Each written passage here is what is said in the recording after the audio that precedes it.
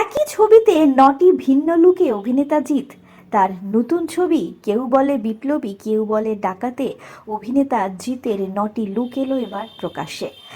আপনাদের সবাইকে স্বাগত সিনে গসিপে। একজন মানুষ অথচ ৯টি ভিন্ন চেহারা। ইতিহাসটাকে কখনো স্বাধীনতা সংগ্রামী, আবার কখনো দুর্ধর্ষ ডাকাত হিসেবে মনে রেখেছে। তিনি হলেন অনন্ত সিংহ।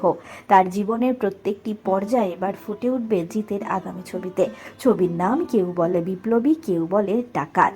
ছবির ৯টি লুক এলো প্রকাশ্যে।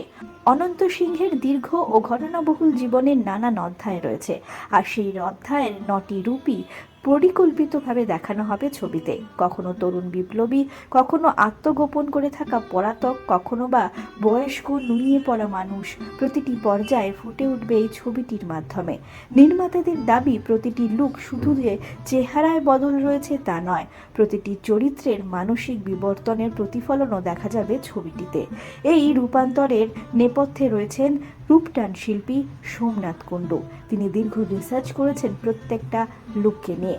পরিচালক পথিকৃৎ বাসুর মতে, অনন্ত সিংহকে কোনো একটি পরিচয় বেঁধে রাখা যায় না। ইতিহাসে বিভিন্ন সময় অনন্ত সিংহকে বিভিন্ন চোখে দেখা হয়েছে, সেই কারণেই ছবিতে জিতের ৯টি লুক একেবারেই আলাদা। পরিচালকের কথায়, প্রতিটি লুকই দর্শকের সামনে চরিত্রটির একটি অজানা স্তর উন্মোচন করবে। পরিচালক আরও দাবি করেছেন, এই ছবিতে জিৎ যে শুধু চেহারার বদল এনেছেন তা নয়, প্রতিটি পর্যায়ে চরিত্রের মানসিক অবস্থারও বদল রয়েছে।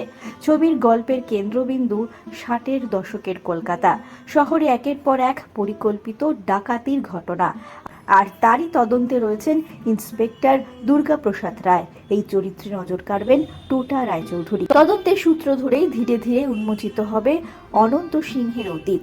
একসময় মাস্টারদা সূর্য সেনের নেতৃত্বে স্বাধীনতা আন্দোলনের সক্রিয় কর্মী ছিলেন তিনি।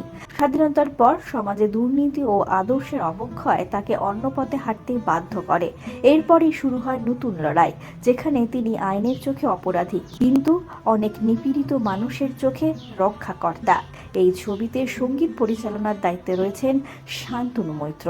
ছবি মুক্তির আগেই জিতের ৯টি লুক এলো এবার প্রকাশ্যে, আর এই লুকগুলি প্রকাশ্যে আসার পর থেকেই ছবিকে নিয়ে কৌতূহল কিন্তু অনুরাগীদের মধ্যে আরও বেড়ে গিয়েছে। আমরা হলাম সিনে গসিপ। জুড়ে থাকুন আমাদের সঙ্গে, সাবস্ক্রাইব করুন আমাদের এই ইউটিউব চ্যানেলটি।